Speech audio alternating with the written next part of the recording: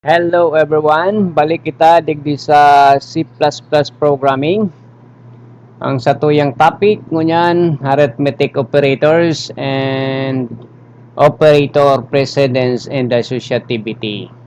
Okay, so yan ang satuyang topic. So bago kita magpuon, don't forget to subscribe. Maki-subscribe man Bicolano Classroom. Paki-click ang notification bell. Pag nag-subscribe, paki-click ang notification bell para ma-notify ka mo sa mga bagong lecture dito sa C++ programming na sa kuya ang i-upload. Okay. So, arithmetic operators. Kasi sa programming, pwede kang magibong program na igwaki computation. Magamit ka kang mathematical operators. Kaya inang sa tuyang i-discuss arithmetic operators. Okay. So ang arithmetic operators, an operator is a symbol that represents a specific action. Ano ang mga symbol na sa tuyang gagamiton pag magibok kita ki program na ang program tamaad, ma-subtract, ma-multiply, ma-divide, kukuhaon sa remainder. Ano ang satuyang gigamito na operator? O sa mga operators sa satuyang gagamiton. Ini plus, positive symbol, addition. O yan, so example, 5 plus 2 is equals to 7. Negative, negative minus or subtraction. Yan, 5 minus 2 equals to 3. Ining asterisk, multiplication. Yan ang gagamiton tapag ma-multiply kita. So, program na pigibo tayo ki multiplication, may mo-multiply. So, 5 times 2, this is an example, is equals to 10. Ini naman, division quotient. Pag sinabi mong division quotient, yan na forward slash ang makukuhaan. So, quotient. Quotient ang makukuha. Ining percent, yan so modulus. Modulus. Pag ginamit mong percent sa division, ang makukuha mo so remainder. Kasi pag nagdi-divide kita, igabaga ki remainder. Minsan may remainder. For example, this one. 5 modulus 2 is equals to 1. 1 ang remainder. Kaya nang pag ang 5 dinivide mo sa 2, ang remainder is 1. Yan so mga operators, particularly arithmetic operators na sa tuyang gagamiton sa program. Okay, so magibok kitang example kung paano ining mga arithmetic operators na inigigibuhon sa C++ programming. Okay, so igwa na kita digdi. Hindi na kita mag-type. Yan, o ni. Ini ang example ta. So, ining include IO stream. Na-discuss na yan. Duman sa previous lecture ta. Sa part 3 ata. Kung pa nindito nahiling, pakihiling ka ito ta. Nganing masabutan nindo. Kung ano ining include IO stream. Using namespace. Ining int main. Okay, return 0. Okay, may mga discussion kita kayan. Duman sa mga nainutang video lecture. Okay, save tango na ini. Kasi dahil pa ini na si save. Paano na nga sa pag-save? Pwede ni click save or save as. Kasi dahil pa kitang file name. Ang file name ta untitled. Number 2. Okay, file, save as. Yan. Hanapon mo so folder. Dapat kasi may folder ka para sararuan lang ang paghanap kong hain sa mga C++ program mo. Kasi pag diamond folder, ay medyo masamok ang sa imong file. So, ano yung gagamitin ko? C++ code. Okay, i-open. O, pwede pa double click. Yan. So, file name.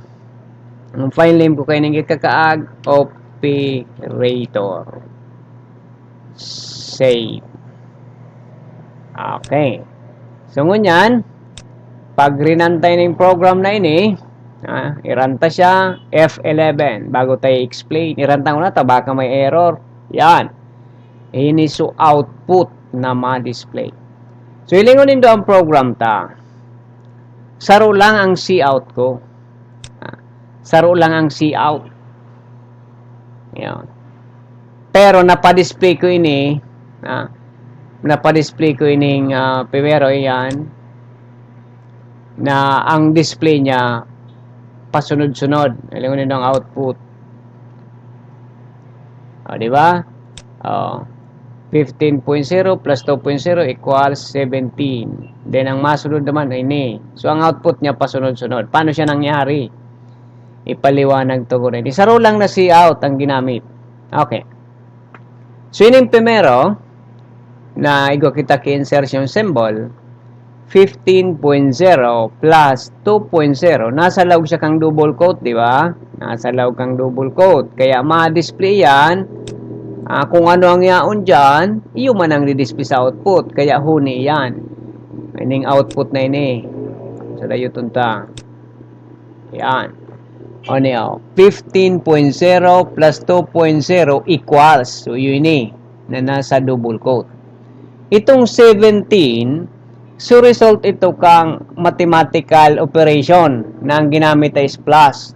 So, para maisugpunta ini, so result kaining 15.0 plus 2.0, masugpunta digdi sa text na ini, na nasa loob kaining double quote na 15.0 plus 2.0 equals, isugpunta so result kaining, magamit ka naman kaining insertion symbol. Okay? So, dahil may plus kita, may plus, i-add niya. 15.0, 0 plus 2.0. Ang result, iyon na ining 17. 17 ang luwas. Okay. So, nata ngaya serta 17, bakong 17.0. Ataw to pag-restoryan tayo yan. I-restoryan ta ma-discuss kita ka itong may discussion ako kang so pag-abot sa integer. Yeah. Okay, so taod-taod na yan. Nigningo na kita. Iningo na ang focus ta. Okay, so para magbaba, nasabutan na niya na 15.0 plus 2.0, 17. Ito so output. Ginamitan tang insertion symbol para masugpunta digdi. Masugpunta digdi. Yan ang point ko na ang kang mouse. Ining 15.0 plus 2.0 equals, isusugpunta sa result kaining addition. Na ang result kaining addition, 15.0 plus 2.0 auto, 15. So nga ning bumaba ining masunod na output ko, ining 15.0 minus 2.0 equals, para bumaba, nag-insert naman ako kay backslash n, new line. Kaya, paka-display ka itong 17, ini na 15.0 plus 2.0 equals 17, ang tendency kan sa cursor, mababa. Kaya, mababa siya. So, pagbaba niya, dahil may backslash din ako digdi, mababa na ini. Mababa na masunod. Siguro para mas maintindihan, tataba ka, cellphone lang ang pigagamit nindo. Dahil naiintindihan niya na pigpo-point ko dyan. Madigding una kita daw. Okay. Awo ni, haliyon tango na ini. Ayan. Gagaramitong ko yan taw-taw na discussion. So, ang code ta,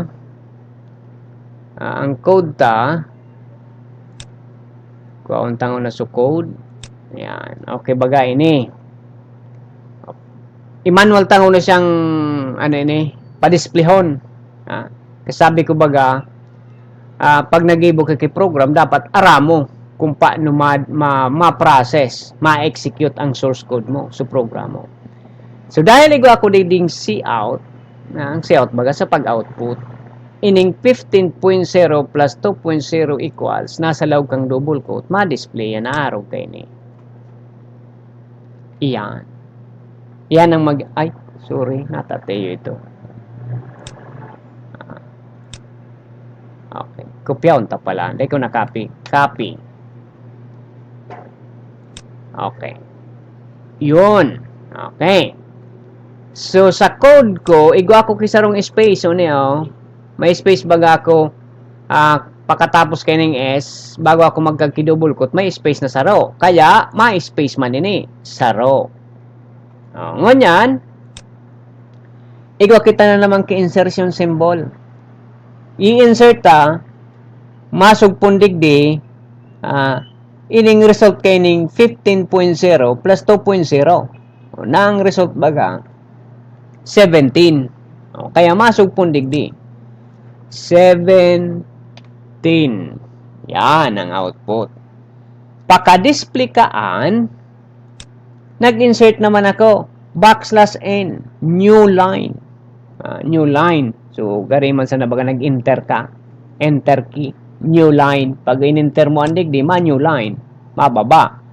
Dahil igo ako digding \n, paka-display ka itong 17, ang cursor, mababa. Madigdi ang cursor. Kaya pag insert ko naman ka ito, yan, may insertion symbol naman kita, 15.0 minus 2.0 equals, ma-display ini, nasa laog bagay ni kang double quote, bako? So, ma-display yan, digdi na sa baba. Yan. May space na naman an. Taduman sa code kung may space akong saro. O yan. Yan na part na. May insertion symbol naman kita. Insertion symbol, 15.0 minus 2.0. So, ang luwas kayan, 15 minus 2, pera, ma-display naman digdi is 13. Okay, so dahil igual na naman ako kay \n, insertion symbol, \n, mababa na naman ang kursor. Madya na naman ang kursor. Kaya ang sunod na output, ining 15 times 2.0 equals, nasa loob naman ikang double quote, i-display yan. As is, na i-display yan. Kukwaon tayo yan, digdi siya ma-display. Tao yan sa cursor. Sabi ko ba, kung hain sa cursor, dyan siya ma-output. O, dyan. May ma-space na naman. Isusugpo niya na naman ini. 15.0 times 2.0. Pero ang 15 times 2, 30. Lingon ta, 30 baga. 30 duman sa output. Baka. Okay, 30. Kaya ma-display digdi is 30. Paka-display kang 30, dahil iguan na naman ako diding pig-insert, yan, \n. Mababa na naman so, cursor. Madigdi na naman ka ng cursor. Kaya ang sunod na execute inina, 15.0 divided by 2.0, ma-display na naman ini. Kasi basta pag nasa loob kang double quote, i-display yan as is. Yan. May space. Okay? Ay, sorry. Sila supindot. 7.5. Okay, sunod. 15.0. I-insert niya na naman ini. Isusugpon. 15.0 divided by 2.0. Pero nga isu-output na naman. 7.5. Okay, kaya ang ma-output tigdi 7.5. So, since naigwa na naman kita kay \n, mababa na naman ang cursor. Pero this time, nagkagna ko kay semicolon. Ayan, semicolon. Kusong sabihin, pig-determinate na ining statement na ini na nasa cout. Kaya, wala na kitang i-output. So, kung ma-additional ka dyan dahil tinerminate mo na, tapos na ining statement na ini. Tapos na siyang mag-execute. Dahil ka na pwede magkagpang another insertion symbol dyan, madagdag ka kung ma-error na yan kasi tinerminate mo na digdi. Pag tinerminate mo dyan, madagdag ka naman kay insertion symbol, makag ka na. Dapat magkag ka na kaining cout. Try ta, iran ko. Ganang kaining insertion symbol na tinerminate ko na duman. Ilingon ta kung anong mangyayari. F11. Diba? Nag-error na? Dahil na siya pwede kasi tinerminate mo na digdi. Tinerminate mo na. Taigwa ka ng semicolon dyan. Tinerminate mo. So, dahil tinerminate mo duman, madagdag ka na digdi ki cout. Yan. Dapat igwa ka ng cout. Yan, dahil ang ka-error. Ma-display na. Nag-display na baga. So, if is D key. Baka. Ayan, araw kang tabi ang paggamit, kang cout. Basta pag tinerminate mo, dahil ka na pwede magdagdag pa dyan. Na magamit yung giraray kayo ng insertion symbol and then so output mo kasi ma-error na yan. Okay, so aliyon tayo na. Okay, tapos na so execution kang program. Return 0. O yan na so end kang main. So ang output iyo na ini. Ini so naging output kang sa tuyang program. Okay, so sana naintindihan. Sigurado ako naintindihan nindo. Okay. Balikan ta sa PowerPoint presentation. Yan. Okay. Arithmetic expression. So anong gustong sabihin kang arithmetic expression? Consist of an arithmetic operator connecting two operands. Yon. Okay, araw kayo ng format. Araw kayo ng form. Operand, operator, and then operand. Example, 3, isaro yan sa operand. Ining nasa left side. Oning plus yung operator. Ining 7, yan naman so another operand. Kasi pag sinabi da ang arithmetic expression, consist of arithmetic operator connecting two operands. Kaya gamit ining operator na plus, pigko-connect niya so 3 na operand and 7 na operand. So 3 plus 7. Yan ang gusto sabihin kang arithmetic expressions. Kasi baka may namamati ka mo, ay, ano nga ang arithmetic expression mo? So at least sabot mo kung anong gusto sabihin ng arithmetic expression. Okay, ini pa. Sunod na example, 18 minus 3. Operand, o nisusembol. 12.62 plus 9.8. Okay, duang operand o yan sa operator. O pwede man. Pwede baga magkaagi 9 plus 10 plus 20.25. O, duang operand. Tulong operand, duang operators. Okay, pwede yan. So yan ang pigapod na arithmetic expression. Okay, ano pa? Expression types. Igwa kitang pigapod na expression type. An expression that contains only integer is called integer expression. So, anong gustong sabihin kang integer? Ang integer, iyo yan sa mga whole numbers, sa mga warang decimal, digits. So, daing fractional part na pigapod. Halimbawa,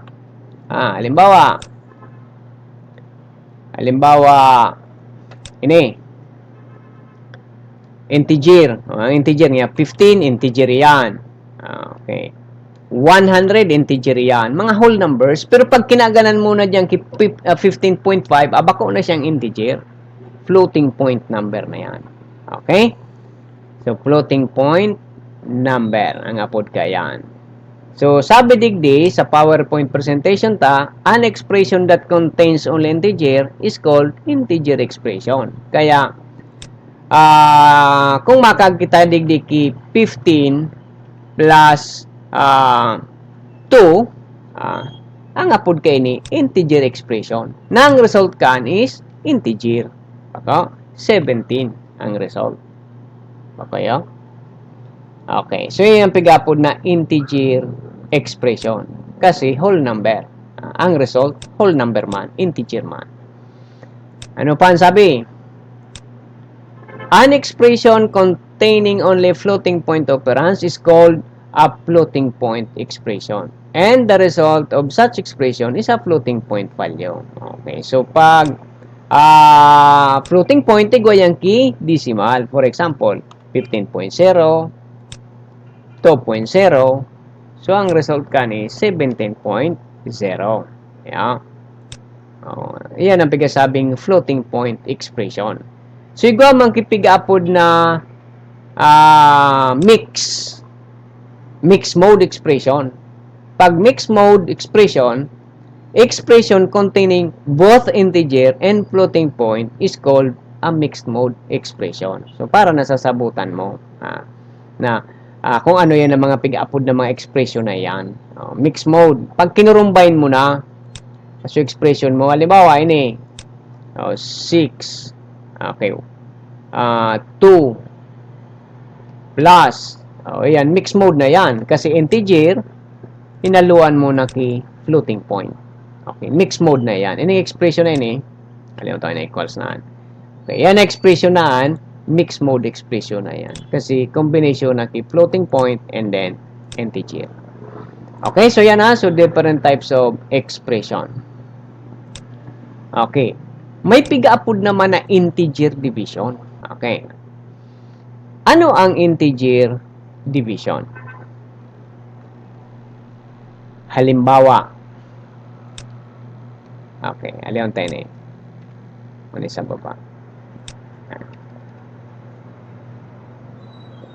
So, duwang baga sa ano ta, ayan,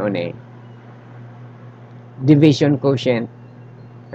Ang pigamit baga digdi is forward slash. So, integer division yan. Pigagamit. Pag nag-divide ka, pag pig-divide mo ang 15 divided by 2, ang result kan is 7.5. Yan. So, pag sinabi mong integer division, ang makukuha is integer result. Okay. So, yun yung particular na expression na yun, 15 divided by 2. Integer division yan.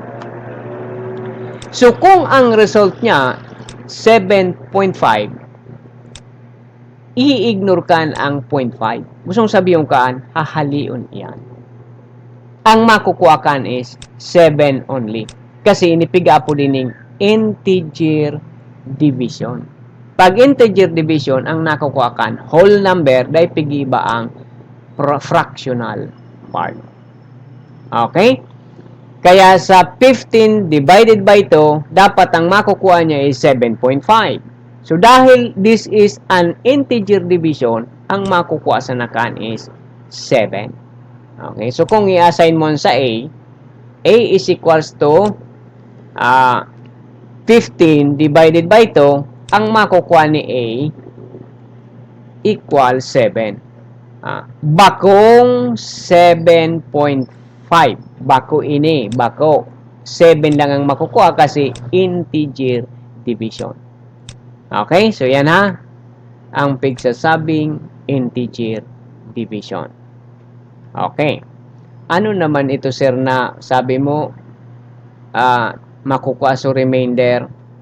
Sige, madagdag kita digdi sa program ta. Erase ta na nga na ini. Leon tayo na yan.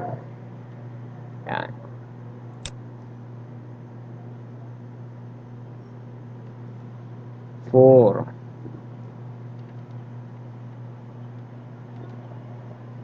Modulus. Modulo. Modulus. 4 modulus 2.0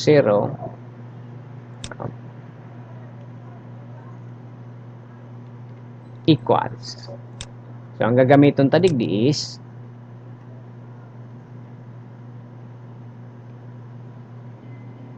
percent. Kasi pag percent baga, ang pigamit mo, modulo siya. Ang nakukuha ka is remainder. Yan, backslash in. Madagdag kita. 3 modulus 2 equals, sa spelling kang equals ta. Yan, equals. Makag naman kita digdi 3% 2.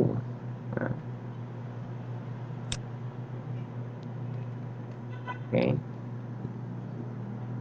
I-close ta na. Kaganan tagraray ki backslash and then semicolon. Okay, lingunta ko na nun magiging output. F11, run. Di ba? Pag ang 4, dinivide mo sa to, ang nakuha niya 0. Waray ang ki remainder. 0. Kasi pag i-divide mo, 4 divided by 2, wala man ba ki remainder, baka. Pero pag ang 3 dinivide mo sa to, 3 divided by 3, 3 divided by 3, sorry. 3 divided by 2, ang makukuha kan is 1. May remainder 1 baga yan, pag ang 3 dinivide mo sa to.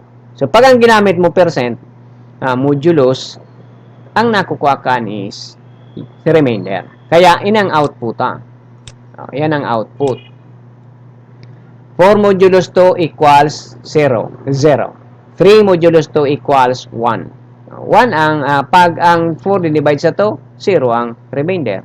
Kaya mag-remainder di 0.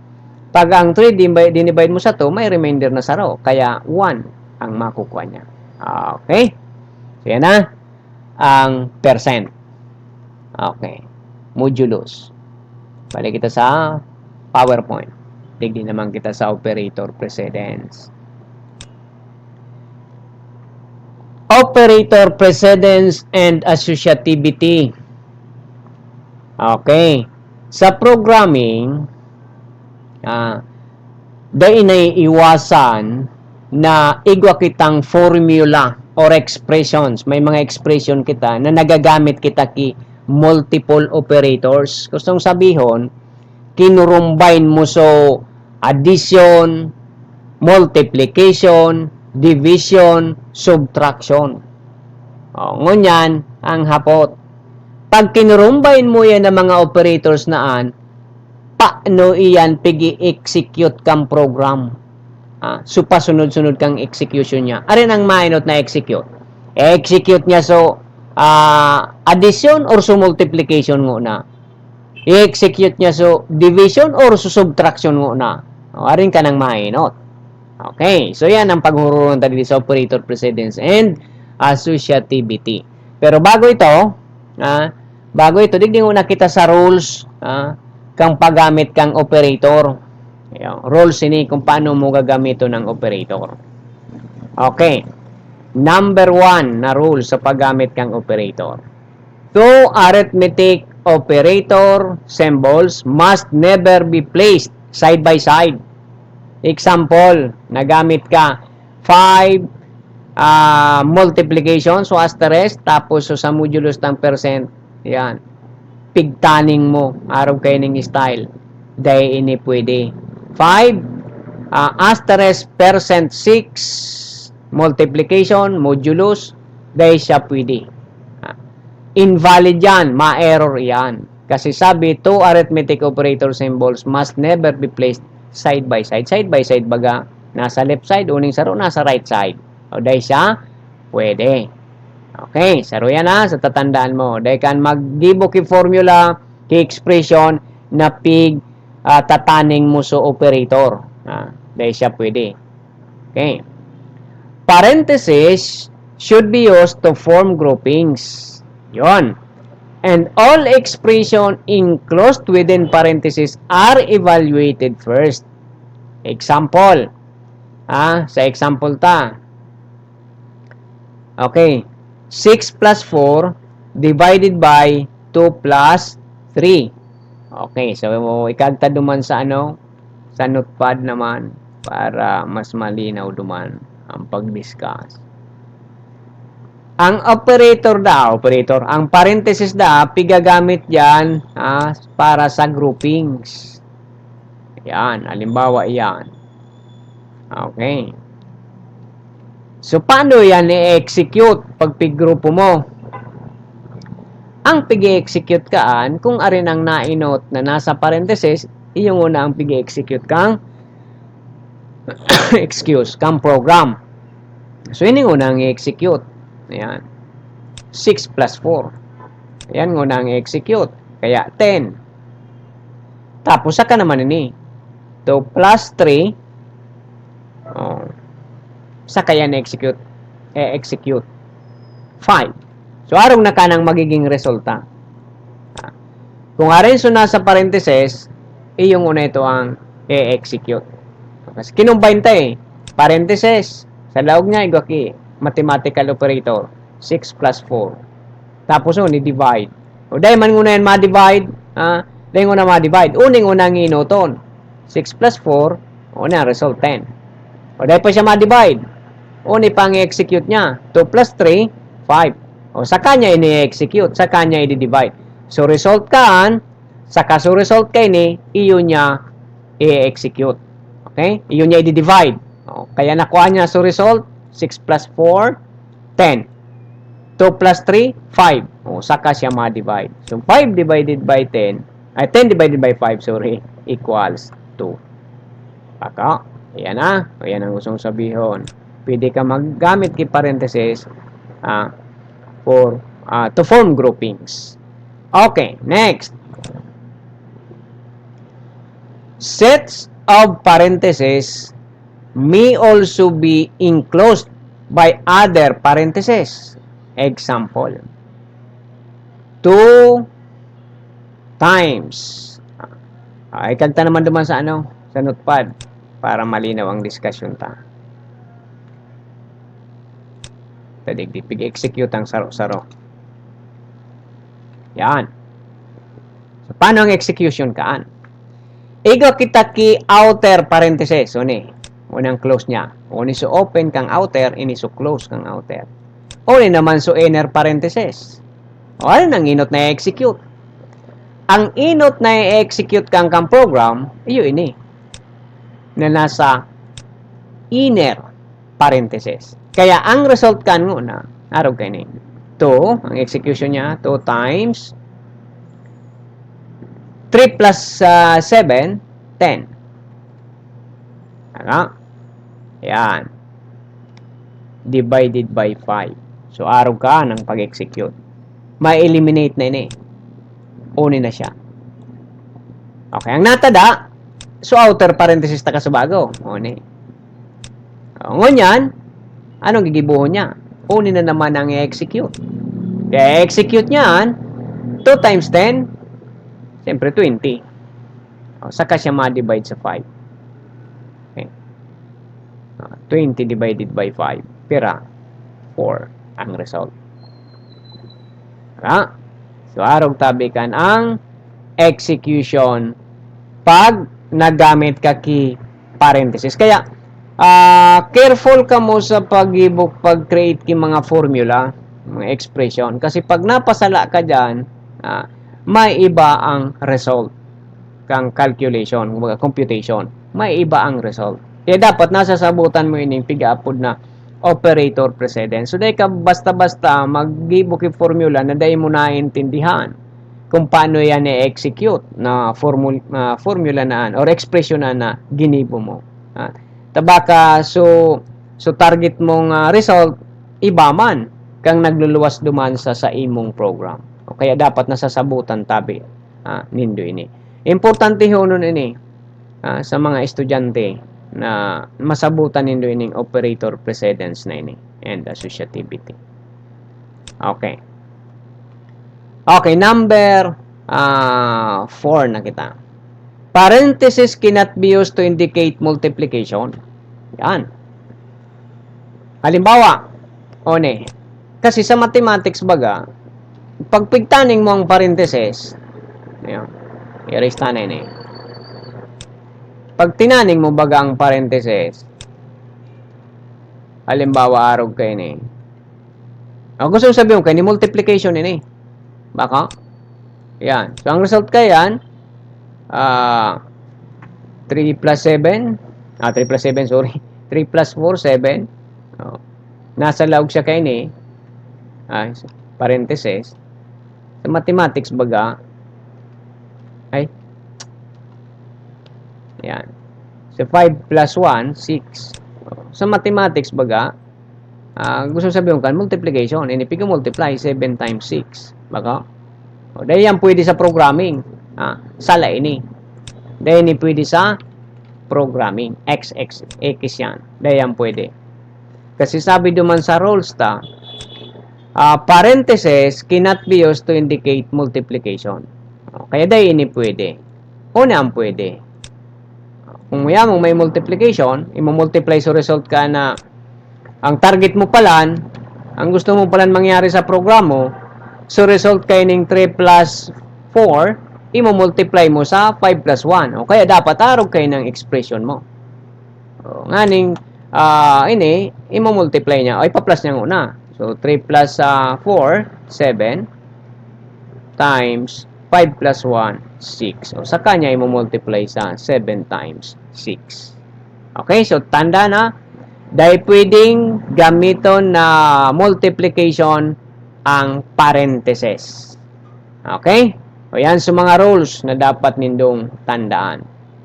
Okay, next slide. Yan, huni na so pigsasabi ko kasubago. So, pasunod-sunod kang execution. Halimbawa, kinumbine mo so addition, subtraction, multiplication, division, modulus. O, paano yan i-execute kung araw ka ng expression mo? Nagibo ka ki-formula, kinurumbine mo. May addition ka, may subtraction. Halimbawa, araw kayo ni, sa notepad ko, igwa ko digdi. Ay na ito, combination bagay ni. Plus, times. Yan, so, modulus. And then, times naman. Paano ini-execute? Paano yan i-execute kang program? Okay. Iga kita digding pigapod na operator precedence and associativity. The operator precedence establishes its priority relative to all other precedence. So, yan na mga operator na yan, hindi ko yan kipigapod na higher precedence and lower precedence. Okay, digdi sa table ta, ang may higher precedence, yun ang na-inot, unary. Example, nagamit kang unary, iyan ang inot na execute, yung negative sign, negation. Okay. Ang execution kang, kung kinurumbine mo yan, dakol kang araw kayo ng operator, right to left ang execution. Okay. Ang masunod dyan, na may higher precedence, yun yung multiplication, division, modulus. Pag kinurumbine mo yun sa program, kinurumbine mo duman sa expression mo, kung arin ang naiinot, iyo ang i-execute. Ang execution kan, hali digdi sa left, pasiring sa right. So, halimbawa, duman sa combination mo, nainot sa multiplication, multiplication ang i-execute. Okay, halimbawa, ini. Ano baga? Multiplication, modulus, multiplication. Kinurumbine ko, digdi. Arin ang i-execute niyang inot? Ining na-inot. Kung nagkataon na percentan, yaon digdi so multiplication ta, ining unang i-execute. Ining duwang ini. Bago ini ma-execute na multiplication. Okay, balik ta sa dati. Multiplication, and then modulus. Okay, balikan tayo na sa presentation kasi may saro pa. Pakita kisaro. Ang may lower precedence na pig-apod, yun na ining addition, subtraction. Okay. Pag kinumbine mo man ining duwa, subtraction, addition, subtraction, kung arin na inot, yun ang pig-execute. Left to right ang execution ka. Okay, so para maintindihan ta, execute itong oning example kong multiple operators. Yan. Okay. So, digdi. Ang expression ta, nagamit kitang multiple operators. 8 plus 5 times 7 percent, so modulus ta, 2 times 4. Paano yan i-execute? Yan. I-apply ta sa operator precedence. Left to right ang execution. Pag multiplication, division, then sa percent. Left to right. Kung ano rin nainot, iyo ang i-execute. Pero ang execution, hali sa wala, pasiring sa to. Kaya digdi, pag i-apply ito, dahil ini ma-execute na plus. Yan na plus tangan. Kasi ang plus, nasa lower precedence, mahuhudyan iyan na i-execute. Yeah. May lower precedence siya. Kaya ang i-execute muna kaniyo ini. 5 times 7. Pag prinasis ang kang program, ining una. 5 times 7, unin na siya. 35. So, arong na kayo na ang masunod na expression mo. 8 plus 35 percent 2 times 4. Yun na yan masunod. Na expression mo. Okay, ano yan masunod dyan? Unin naman ang isusunod niya. 35 percent 2. So, modulus ta. Yan ang inot na execute. Kasi, base duman sa table ta, nasa higher precedence pa siya. Okay, so nainot na so, ngunya, nainot na so percent kaysa sa multiplication. Kaya, unang i-execute niya. 35% to, ang result kan is 1. Kaya ang expression mo ngunya na bago, after na ma-execute ini, iyon na ini. 8 plus 1 times 4. O, ngunyan. Alin ang sunod na i-execute? Unin na naman ang i-execute niya. 1 times 4. Unin na. Iyon na ang pinaka-final expression mo. 8 plus 4. In-execute na yun eh. Ang dahil ng iba dyan na execute, yun na ining addition. So, 8 plus 4, 12. Ang result kayo ng expression na ini is 12. Okay? So, yan na ang pigapod na operator precedence. Okay? So, sana naintindihan nindo. I-try ta ito ikag sa program. I-try ta daw ikag digdi. Pa-displayon ta. Aliyon ta na yun eh. Ikag ta digdi. Yan. Ikag ta sa... Idingon ta kung ang result mananggad na maluwas. 12. Tabaka bako man. Yeah. Malay mo, baka bako man, sala man niya si Sir mag-discuss. Yun. Lingon ta ha. Iranta. Kung 12 man ay. Okay. Dahil kita, natata nag-error. Expected, semicolon. Semicolon. Kasi, wala ako digding semicolon. F11. 12 man ang gadbaga. 12 ang result. Tama so process ta. Yeah. So, tama ining process tang ini. Napigsaro-saro ta. Ang result is 12. Okay, so arog tabi kaya na. Ingat. Careful sa pag gibuki expression. So, dapat nasasabutan mo kung paano siya ma-execute. Ingat kamo kaan. Tapag day kamo ka nag-ingat-ingat sa pag-gibuki expression, dahil mo nasabutan kung paano siya ma-execute, sala ang magiging result kaan. Kumbaga, so intended purpose mo na dapat araw kayo ng result kay itong formula mo or expression mo, ay dahil mo man pala nasasabutan so operator precedence basta ka sa nagkaag, di magiging sala so sa imong output. Okay, so hanggang digdi na naman sa nang unang sa tuyang lecture, ta medyo halaba na naman.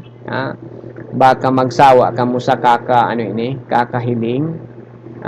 Pipirot ka na, kakahiling kasi halaba uno na. Okay, sa susunod, ang discussion ta tungkol naman sa variable, buda so data types.